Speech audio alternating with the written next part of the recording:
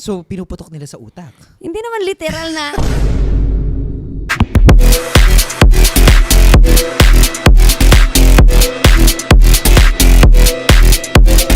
Hey guys! Before anything else, gusto ko lang matanong sa inyo, legal age ka na ba? Because it's another episode of Above 18 Only. I'm Julian, your host. Meron tayong panibagong guest, fresh and new face. Hi guys! It's me Maria 555. Walang iba. Alam nyo na. We talk about topics na sobrang challenging pag-usapan. Totoo. Actually, napanood ko nga ibang mga episode mo na. Sabi ko nga, sobrang explicit ng kanyang mga topics. Pero I'm willing to share kung ano man yung knowledge at experiences na na-experience ko. Tsaka mas magandang pag-usapan yung mga ganitong parang side because we're trying to put it in a way na healthy pa rin yung discussion. Yes. For the first question, kasi merong viral ngayon sa social media, specifically on TikTok, merong clash between sa mga different perspective ng tao. Medyo reservative, meron din naman yung sobrang open-minded. Yung issue ngayon is, merong girl na yung biggest flex niya is she never had a whole face. Ganon. Siyempre, maraming nagpintigang tenga na parang ikinayabang mo yung he never had the whole face. Okay. Parang, what's in it for them? Anong ini-imply niya doon sa mga taong nagka-whole face, diba? Parang, ang dumi-dumi na matignan. So, what's your take on whole face itself? So, syempre una, yung whole face, baka kasi yung ibang mga viewers hindi pa din alam yung whole face. So, yung whole face, ang pagkakaalam ko, ayun yung mga era mo sa life mo na talagang active ang iyong sexual life. You're having fun. Yeah, dyan mo na in-explore yung mga, alam mo yung sexual things mo, yung Sexually mga... adventurous Yan, ka. gano'n na siya. So, parang gano'n yung whole face. For me, apart from the whole face being sexually adventurous, it's also the phase wherein you're entertaining multiple people, a lot of people. Whether kung sexual field yan or intimate lang or romantic, ganon. So, para naman sa akin, depende kung ilang taon na ba yung nag-post na yan. Yun ang hindi ko rin na Sige, kasi kaya ako siya natanong kung ilang taon. Kasi syempre ngayon sa generation ngayon, based sa na-experience ko sa Quezon Province, which is galing ako dun, may mga nakausap ako na same age ko, which is 26. Dati, sa amin yun, issue sa amin yun eh. Yung hindi ka na virgin, for example, tapos fourth year high school ka na. So, fourth year high school, mga ilang taon yun? Siguro mga pagpalagay 16, 17, ganyan. mga ganon. Tapos, high school to college, basta 18 years old ka, sa amin, nung era namin, issue pa rin yung pag di ka na virgin, ganyan. So, oo. Nung nakakilala ako ng mga bagong tao na mas mababa yung age sa akin, especially may nakilala ako recently lang 18 years old na babae. Nagmamatter sa kanya yung performance itself. Syempre sa amin kasi na mga ganitong age, parang syempre nga, hindi sa amin ganun ka-open nung time na yun. Nung 18 years old kami, hindi kami open sa ganun. So silang 18 years old ngayon, sobrang vocal. Na. So ang naman, I can agree. Yeah, ang point ka naman dito is, pwedeng nagmamatter din yung generation eh. Na pwedeng yung nag-post na yun, baka yun yung mga dating mga generation, yung mga past generation. Masasabi nating nasa age bracket pa rin natin siya. So, ibig sabihin, ang galing. Parang fine-flex niya na, okay, hindi ako dumaan sa whole face. Saan siya dumaan? Saan ka dumaan, te?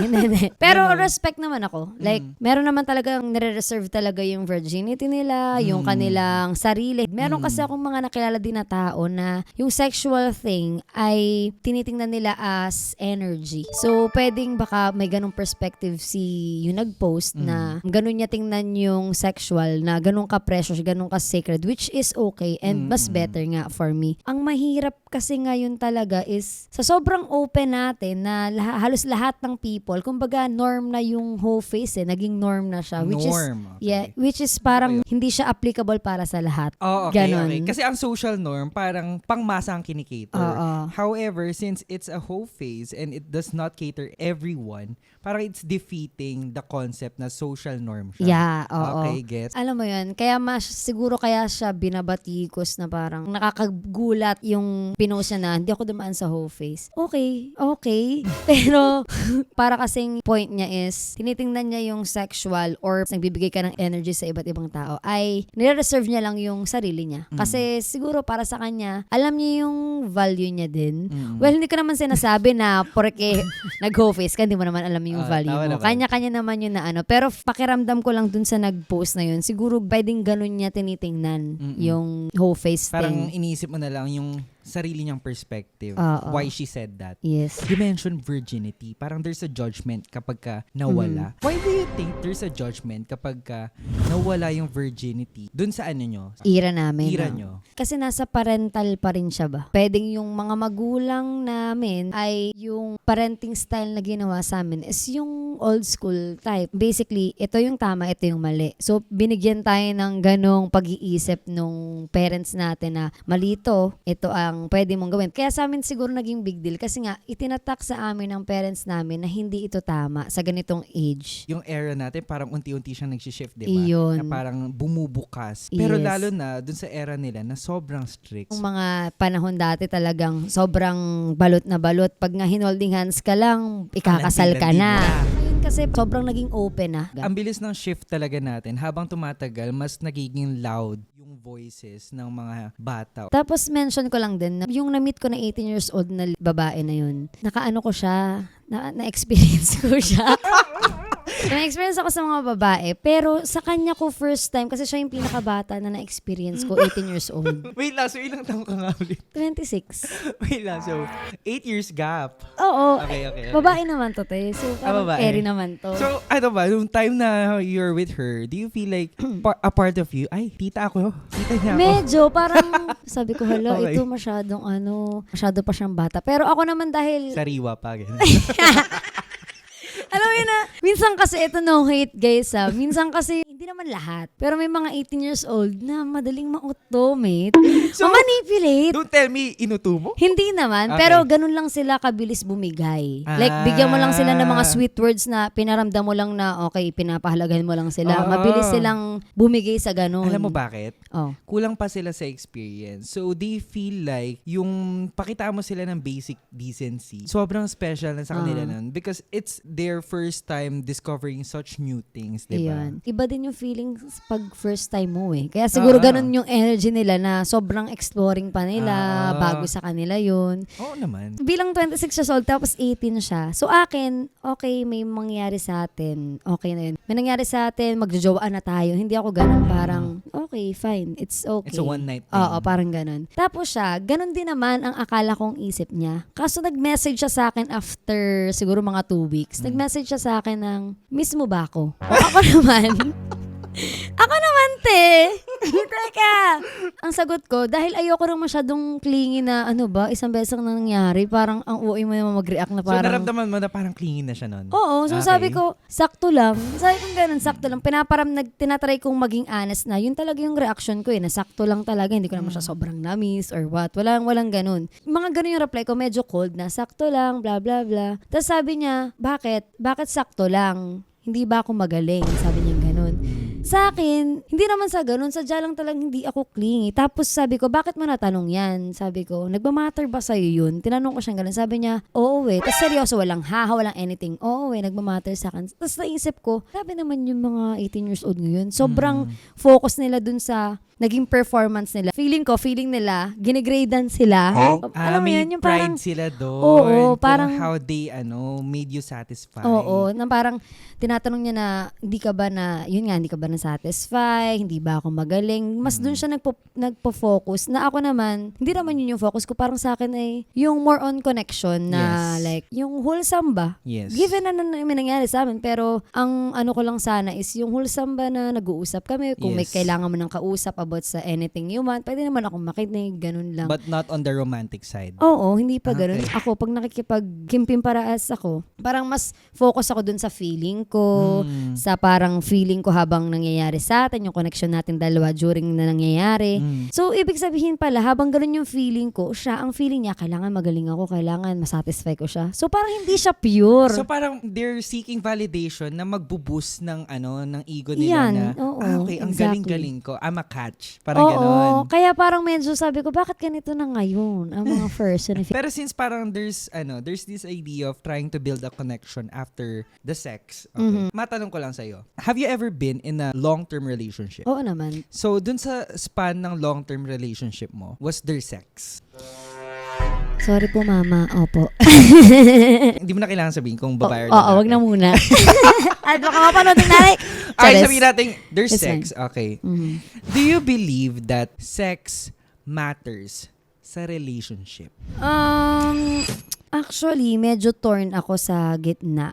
Kasi meron akong belief. Kasi minsan, yung sexual, ginagawa nilang key sa gate ng intimacy. Okay. Gets? So parang ang akala ng karamihan na pag nakipag-sex ka na, syempre after mo makipag-sex, parang feeling mo sobrang comfortable ka na, 'di ba? Yung parang pwede mo nang yakapin, ganyan-ganyan. Pero pwede siyang magawa nang hindi ka pa nakikipag-sex. Pwede mo siyang ma-achieve yung intimacy nang hindi ka pa nakikipag-sex. How? So, yung para ma-reach mo yung intimacy within the person, between sa inyo, una, mas better sana para sa akin yung wholesome, yung makikipag-usap ka lang. Yes. Kino-connect mo talaga, kinikilala mo talaga yung tao na kung sino talaga siya ba. So, kumbaga, it's a step-by-step process na. Oo, hindi siya, yung iba, Na-shortcut first na. date nila, ganun agad. Tapos, masyado mabilis. Ang intimacy, hindi siya madaling ma-reach eh. Yung real and legit na intimacy. Okay. Kasi pag sinex mo na siya, dahil nga feeling mo connected na kayo, dahil nga napasok mo na ang kimpimpara mo, nagkakaroon ng glitch. Hindi talaga siya yung pure na intimacy. So, hindi siya authentic. Yan, ganun. Questionable. Kasi that's the other side. How about the other side? Kasi you're torn eh. Oo, so kaya ako torn. So pag napagtagumpayan mo na yung pagiging magyakapan nang hindi pa kayo nagsa-sex, or iba na yung connection nyo habang di pa kayo nagsa-sex, doon na kayo sa second step, which is yung magsa-sex na kayo. Okay. So ibig sabihin, parang pag nag-sex kasi kayo, hindi siya basta sex lang. Para sa akin, parang naglaro lang kayo na pinasok mo lang ang matas yun na yun. Hindi, para sa akin, ang sex ay practice din ng sarili mong, ng kabuuan mo. So meron din akong very philosophical yun. meron din Kabuuan mo. akong isang i-share sa inyo na narinig ko sa friend ko na may knowledge about sa ganitong bagay. So, yung Taoism, hindi ko na i-describe yung kung ano yung pinakang yun. Pero yung point is, pag nakikipag-sex ka kasi, di ba may nilalabasan ka, May di ba? fluid. Oo. So, sabi nila, yung fluid or yung sperm ay pinaka-powerful. Oo nga, pinaka-powerful Oh my siya gosh. na part na nilikha ng Diyos talaga. So, ibig sabihin, kung pinaka-powerful ang sperm, sobrang powerful ko na. Oo, kasi, hindi, imagine kasi, hindi. Kasi parang ang daming dumaan. Oo, Pinaulan pero, na. ito nga. Okay. So, di ba yung sperm, nakakagawa siya ng another living thing, di ba? Ah, Kaya ganun siya gets. ka-powerful. So, may practice na pwede mong gawin na, di nagaganon kayo. May tinatawag na body orgasm. Mhm. Yung body orgasm, hindi mo ilalabas ang sperm mo. Ano yung orgasm? Wow! Yung body orgasm, hindi mo ilalabas yung sperm mo. So, nakikipagganon ka, para kang somehow nagme-meditate habang nakikipagganon. You're concentrating Oo, your sobra body. na tong deep connection na to within Yes. yourself at the same time dun sa taong kasex Yes. mo. 'Di ba? Paglalabasan ka na bilang isang lalaki, nararamdaman mo din talaga na malapit na ako ganyan. So, ang better daw na gawin ay yung sperm mo ay wag mong ilalabas. Kasi pwede mo siyang ipaakyat hanggang sa isip mo. Pwede mo siyang, kaya doon tumataas ang IQ ng isang tao na nagpa-practice ng body orgasm ay dahil yun sa sperm nila. Hindi nila nilalabas yung sperm at inililipat nila sa isip nila. So kasi parang katulad, kahit nga daw ipuputok mo sa bibig, di ba? Hindi, totoo lang. Di ba pag ipuputok mo sa bibig, wag mo daw ipuputok sa bibig. Parang, tas lulun mo din. At ibig sabihin, yung powerful na element na ginawa ni God na yun, Tinanggal mo nasa ng power. parang kinuha. Power na tayo. Ganun. Hindi. Ang point ko lang dito, kaya ko siya sinasabi, na parang mas maganda sana na habang, kunwari kung ikaw is sexually active, magandang unti-unti, pinapractice mo siya. For your own sake naman yun eh. Hindi naman siya, para mas, mas solemn ka mag-isip, mas align ka, mas tama kang mag-ano. So, going back to the question. Oo. Do you believe that relevant ba ang sex Ayun na. So, sa relationship? Yes Oh. or no? Not necessarily kasi magjowa pa lang kayo eh. Ito, totoo Okay. talaga. Sa Hindi sa pagiging relationship. plastic. Talagang kung Not babalikan necessary. kung babalikan ko yung mga panahon na virgin na isang person, mas pipiliin ko yung virgin ako, te. So, it's not necessary. Yeah. So, hindi siya relevant. Yeah. So, for the span of time of being in a relationship with someone, you don't have to commit sex with that person. Yes. Para sa akin, better kung ano na kayo, talagang partners na kayo, like mag-asawa kayo. Mag-asawa. Kasi Or- doon na papasok yung next question ko eh. Okay. Syempre, there's no, parang sealed Mhm. for them na Mhm. parang mapag-isa. Doon na papasok yung marriage eh. The other question is, Mhm. do you think necessary ang sex sa long-term relationship? Kasi usually, ang daming long-term relationship, di ba, na sobrang comfortable na. Long-term relationship na hindi pa kasal. Feeling ko depende yan sa kung ano na yung connection na meron na kayo. So, kung halimbawang since long term ngayon pinag-uusapan natin. So, syempre nandyan na, hindi ka naman makikipag-jowa sa ka-long term relationship mo kung hindi mo na siya nakikita as your future ba. Okay. So, Gets. para sa akin, pwedeng depende sa usap niyo. Pwedeng maging ano na siya eh, kailangan nyo na siya kasi nagpa-partner na kayo to the point na live-in na kayo for example. Oo, Wala lang ganun. talaga kayong budget pa magkasal. Oo. So, mamatter na Kunyari, yun eh. parang 5 years, parang it's absurd pakinggan na, ay, wala pa nangyari sa inyo, di ba? Okay, kagulat-gulat Oo, ba? kumbaga parang naging norm na rin siya na parang for the longest time ng relationship nyo, tapos sobrang comfortable nyo, imposibleng walang nangyari. Parang may ganun tayong thinking, di ba? Parang nakaka-disturb siya. Pero at the same time, parang may sense din. Kasi nga sobrang comfortable nyo, tapos walang nangyari. Pero depende pa rin yun sa tao, sa you. Eto, medyo may iba akong question. Since we're talking about sex, does size matter for you? Iniisip ko yung mga, actually, hindi masyado. Hindi masyado. Oo. Okay, so halimbawa, if you were to put yourself in a situation where in long-term relationship kayo and then yung end goal nyo na pag-decide nyo ng magpakasal nang Okay. walang nangyayari sa inyo. Gets ko na yung tanong mo agad. So ito na, okay, nandun na kayo sa phase na yun na kailangan may mangyari. Eh kaso, Pagbukas, pagbukas, may choknut dyan. Joke lang. chocolate yan.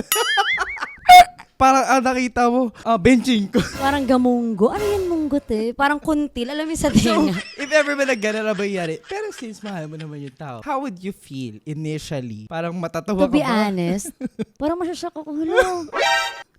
Sabihin ko, ano yan? Kuntil?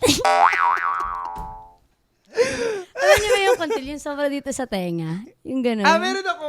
Ayan. Ay, hindi yan eh. Yung may Mas malaking maano pa? gano'n. Oo. So, magugulat ka? Magugulat ako. Like, to be honest, magugulat ako ng kaunti. Pero, Mahal mo bilang mahal ko naman na siya, okay lang yan. Hindi ka na Magamit na mag-back lang out? tayo ng Vibrate na lang. Okay. Oo. This is a different question. Hindi na siya related dito sa kanina. My last question for you. If you were to put yourself again in a situation wherein dapat open ka, you would need other people to pay you, how much would you value yourself? Saan sa ganon? Kunyari, okay, tara date tayo, bayaran kita. O go. Minimum lang. Ano lang. Siguro, kung first date lang, Okay. tas walang mangyayari pa. Like, kailangan mo yung time ko. Okay. Pwede na sa akin yung 3 to 5K. 3,000 to 5,000 yeah. pesos. Ano ulit Instagram mo? Ilang oras? Date lang, siguro sa dinner, mga 4 hours. 4 Pwede na. hours. Hindi, 3 hours lang, te. 3 Masyado hours matagal in yung dinner. 4 hours. Get to know lang. Ganun. ganun. Kunyari, hindi mo nagustuhan yung tao na yun. Pero that person is willing to book you again for more than what you had. Carry lang. Carry Mukha lang. akong pera eh. Hindi, carry lang. Basta, Carry lang. basta walang mangyayari. Like, yung time lang yung ibibigay ko sa'yo. And ako naman, very transparent naman ako pag kunwari ko talaga trip. Sinasabi ko na agad the first day pa lang na hindi ko pa iniisip na magkaroon ng relationship. Pero Okay. pwede tayong, kung kailangan mo ng kausap, ganyan-ganyan lang. Okay, Pwede yung pwede. time ko. Pero parang ang binabayaran niyo yung time ko lang. Okay. So, you are open but ang non-negotiable mo, dapat walang mangyari. Yeah, pwede. That's a no. Basta that's a no. Okay. Thank you so much, Manel. Follow niyo ako, guys. Pagbabayaran niyo ako as a date, pwede nating pag-usapan. Charis. Search niyo ako sa aking mga social media. It's me, Maria555. So, madali niyo ako mahanap. Thank you. Thank you so much and we'll see you on the next one. Thank you.